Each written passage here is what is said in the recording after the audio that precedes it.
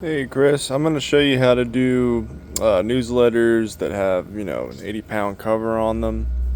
So I already have them loaded up to the USB. We're going to use cPines as an example. So we're going to save these two files to the cPines docbox.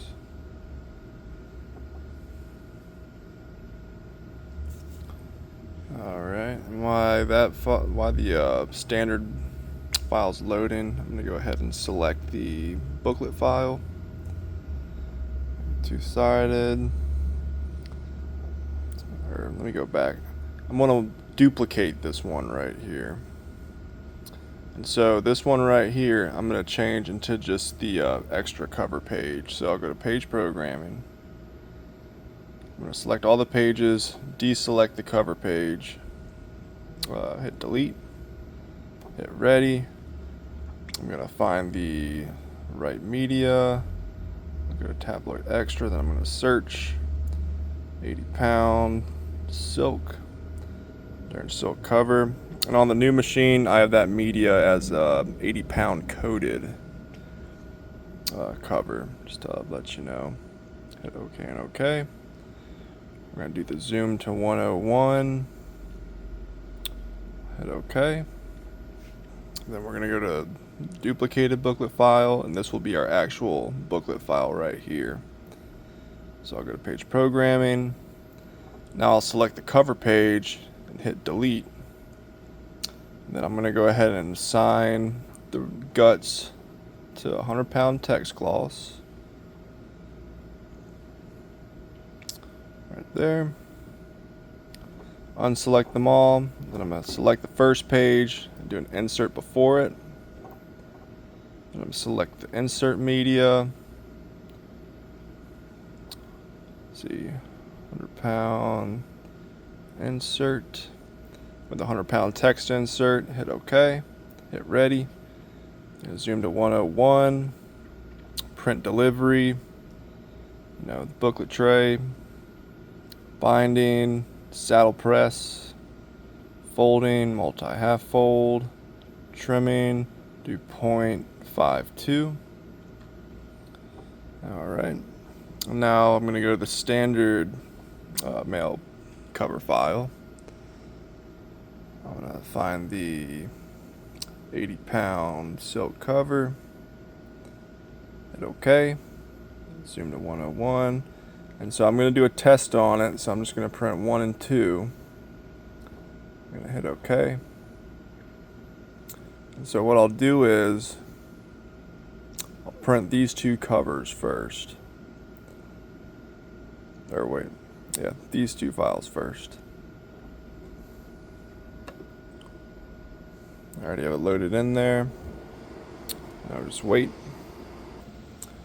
Alright, so we have our two cover pages. You have the extras, and then also the standard mail. And what you want to do is just make sure that this barcode is correct. The way you do that is you'll take this thing right here. And let's see, put it over just like that. I've never had an issue with this, but it's always good just to check it. You just want to make sure that it's not out of this range, like it's not too tall or too long. And also you just want to double check the work and make sure that this is correct. Pre-sorted standard US mail, permit 527. And also check the tray numbers as it relates to the file for the tray file. So now we're going to turn on the Duplo.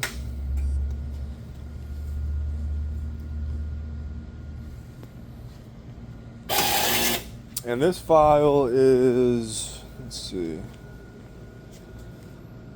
it's a 6 signature.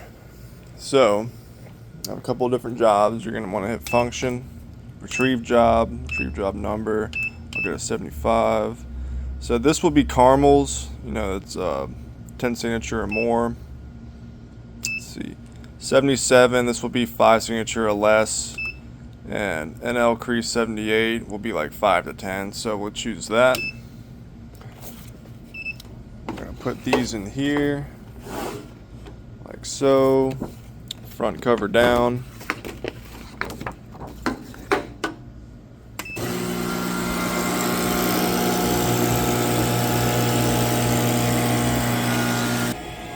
Alright, so they've been creased, and for the demonstration of this video, I'm just going to print one out. But one thing you want to look for is you just want to make sure that the front cover page isn't going over, let's see, this crease right here, because obviously that would mean it would bleed to the back. And you can always adjust that in the file. But right now we're going to put this into the bypass tray. We're going to check our settings on the booklet maker. The endpoint size 9x12, that means it's been folded over, which is good. And then the final size 11. And with 6-incher mode 3 will work good. I'll show you once it comes out how to determine if you can do a higher mode or if you need to do a lower. So we'll go over here. We're going to select the actual booklet file. Here, I'll just go ahead and change the name to this.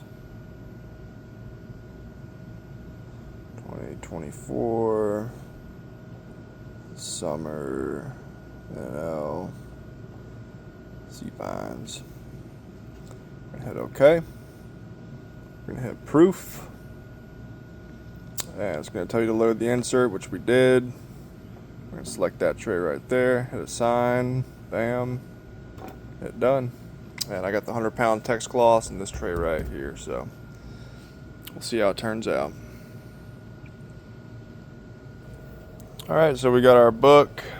Just want to, make sure there's no white space, all around it, which we're good because we zoomed it in. Want to make sure the front cover isn't getting to the back. And obviously you just want to, scan through, make sure everything looks good. You're just looking for anything out of the ordinary at this point. If they have page numbers, just make sure all the page numbers are in line. So yeah, this would be ready to go.